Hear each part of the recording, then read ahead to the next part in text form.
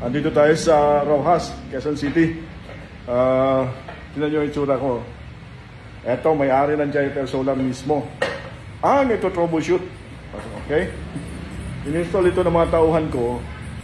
At nakasagap ng transient voltage na naman. Yung max power na 10 kilowatt. So, yung ating eto, loaner unit na yan. Yung nakakabit dyan na original ay nandito. Eto. Yan. So nagpalit tayo ng loaner unit habang yung kanilang inverter ay nasa warranty. Kiniklaim niya yung warranty. So ito si Jan, kasama ko. Binabalik niya na rin connection ng cover ng battery. Mga touches na lang, finishing touches. So sa Jyper Solar, safe kayo.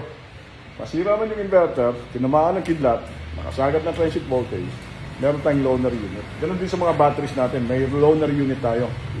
So, ganito itsura natin pag nagto-troubleshoot. Okay na naman ang system.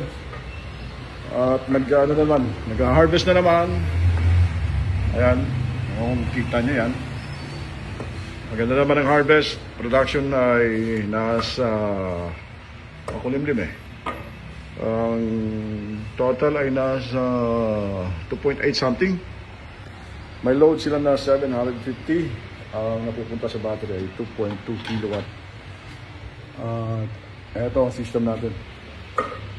Isolator switch, AC isolator, AC, tapos DC side, battery MCCB,